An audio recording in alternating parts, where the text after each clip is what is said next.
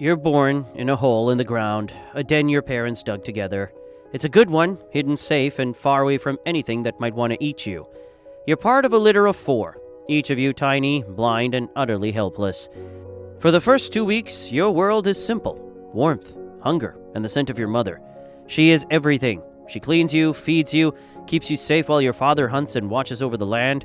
You don't know it yet, but danger is never far. At this stage, life is just eating and sleeping, broken up only by squabbles with your siblings when someone hogs the best feeding spot. But you're growing fast.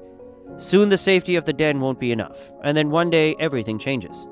At 3 weeks old, your mother decides it's time. She nudges you toward the entrance, pushing you into a world you've never seen before. Your legs barely work, wobbling under you as you take your first steps into the light. Your siblings tumble after you, tripping over one another in the clumsiest parade. The air is filled with scents you can't name yet. Your mother watches closely, never straying too far, barking softly whenever one of you wanders too much. One sibling ignores her warning, trying to explore on their own. She steps in, grabs them by the scruff, and drops them back where they belong. You explore everything. A rock becomes the most interesting thing in the world. A leaf blows past and one of your siblings pounces on it. Another flips onto their back trying to scratch an itch. And then you find a bug. It twitches. That's all it takes to turn it into the most exciting discovery of your life. You and your siblings take turns chasing it, swatting at it, even daring to taste it. Bad idea. It's disgusting. Your first lesson is disappointment. After a while, your mother nudges you back toward the den. Someone resists. She gives them a firm shove.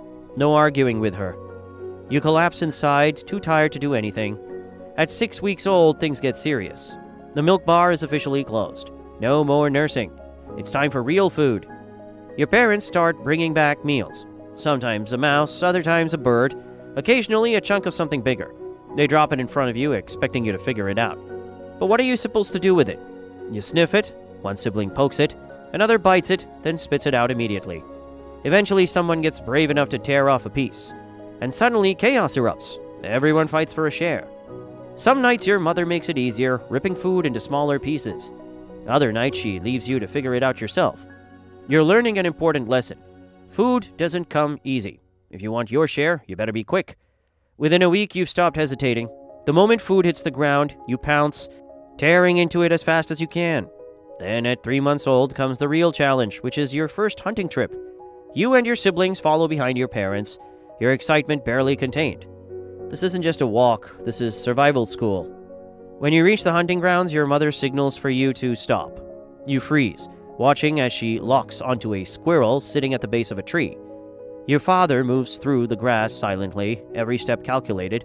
Your breath catches. He inches closer. Then he pounces. The squirrel bolts from the tree, but your father is faster, pinning it to the ground just before it escapes. Your mother calls you forward.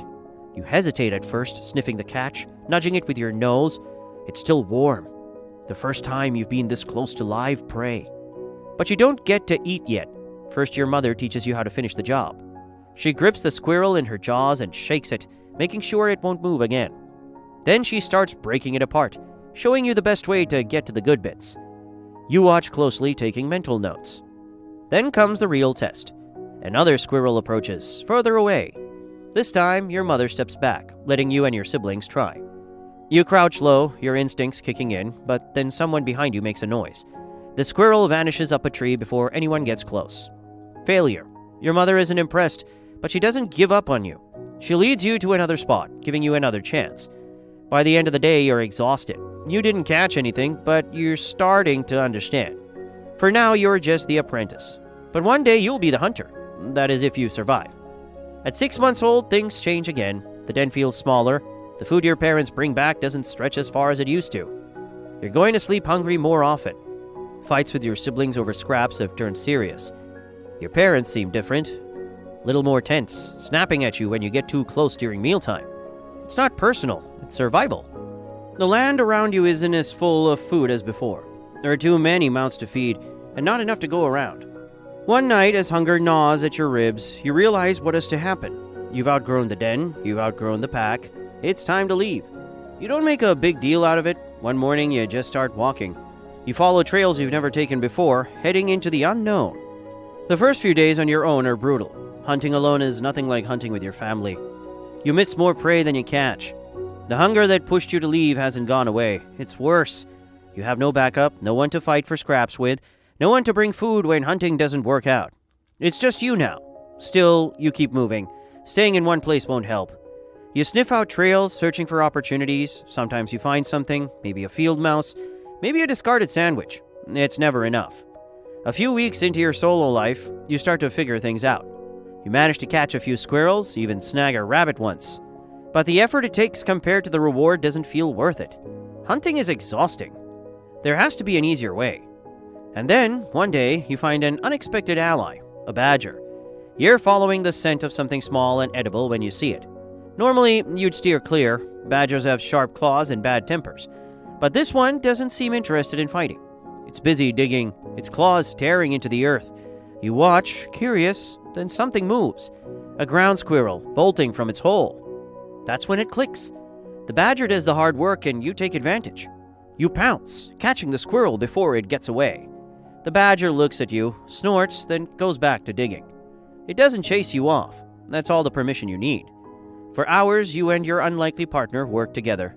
It digs, you catch. By the end of the day, you've eaten more than you have in weeks.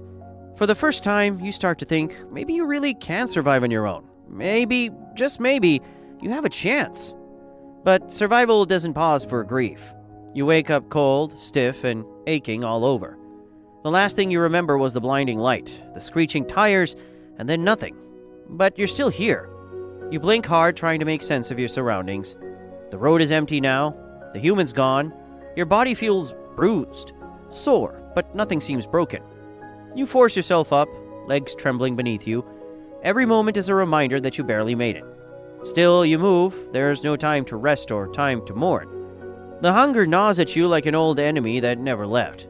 Your partner is gone, and the winter is still unforgiving. Every step forward is another step deeper into loneliness. You're a survivor, but at what cost? For days you wander, you track prey, but your body is weaker than before. Each failed hunt takes more out of you. Food is harder to come by, and the cold feels sharper against your thinning fur. Every part of you is screaming for rest, but rest is dangerous. It makes you vulnerable. And in the wild, weakness is the difference between life and death. One night, you scavenge the edges of a human town. You catch a scent. It's familiar. Coyote. But not just one. A whole group. A pack. Your heart pounds. You haven't seen others in so long. You follow their scent carefully, making sure to stay downwind. You spot them near the edge of a forest, their silhouettes outlined against the snow. They're feasting on something. A deer, probably roadkill. Your stomach tightens with need, but you hesitate. Approaching another pack is risky. Coyotes are territorial. Strangers aren't always welcome, but food is food, and you can't afford to be picky. You step forward slowly, ears flat, body low, showing them you're no threat. A few heads snap up. Their eyes lock onto you. One of them, a large male, steps forward. His stance is rigid. His lips curled slightly. You stop, holding your breath. Then he moves closer, sniffs the air around you. He circles, inspecting every inch of you, and the others watch in silence. After what feels like forever, he steps back. A low cough escapes his throat. It's not exactly friendly, but it's not aggressive either. A test, maybe. A warning. You hold your ground. Finally, he turns away, going back to the carcass. The others follow his lead, eating again as if you were never there. Slowly, you inch forward, your heart still pounding. No one stops you. You reach the deer and take a bite. The meat is cold, but it doesn't matter. You eat because you have to, because this might be the only chance you get. Over the next few days, you stick close, but always on the outskirts. You move when they move, but you keep your distance. Some of them glance your way from time to time, but no one chases you off. You take that as a good sign, but the wild has its own rules. Just as you start feeling the smallest bit of hope, trouble finds you again. It starts with a distant howl, then another. You freeze. It's not your pack. These voices are deeper, sharper. A rival group, and they're close. The air is thick with tension as the others rise to their feet, ears forward, bodies stiff. The large male who let you stay stands at the front, eyes locked in the darkness beyond the trees. Then they appear, 6 of them moving like shadows through the snow. The leader, scarred brute with a torn ear, steps forward. His eyes are fixed on your pack's leader. He doesn't speak, doesn't have to. The message is clear. This land, this food, it doesn't belong to all of you. A growl rumbles low in the chest of the coyote beside you. Every muscle in your body tightens. You've seen fights before, but this one is different. It's not about scraps. It's about survival. Then, like a lightning strike, it happens. The scarred coyote lunges and chaos erupts.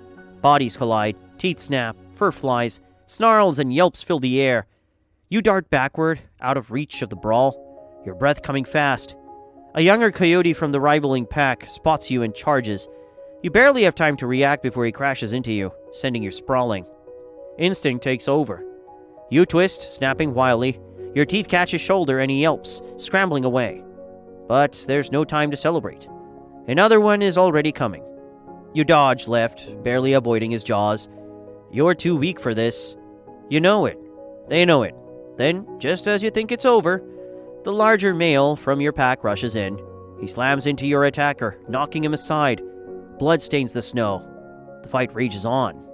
But then something changes. A sound, a sharp, mechanical click. Not from the fight, but from the distance. You know that sound. You've heard it before. A gun. The first shot cracks through the night like thunder. Coyotes scatter. You run, your legs burning, your lungs screaming. Behind you another shot. A yelp. Then silence. You don't turn back. You can't. You run until your legs refuse to carry you. Then you finally stop. The forest is eerily quiet. Your pack, if you can even call it that, is gone. Either dead or scattered. You are alone. Again for a while, you just stand there, your breath visible in the cold air. You feel the weight of everything pressing down on you. The hunger, the loneliness, the exhaustion. You lower yourself to the ground, too drained to move, and then for the first time in your life, you let yourself mourn. Mourn the family you lost. Mourn the partner who never got to see another sunrise. Mourn the pack that almost became yours. Mourn the life you thought you might have. But mourning doesn't change the rules of the wild. You know that better than anyone. Eventually you rise to your feet. The night stretches out ahead, vast and indifferent. You are still here. You're still breathing. That has to be enough. With one last look at the empty forest behind you, you turn and walk forward. There's nothing left for you here. Maybe there's something ahead.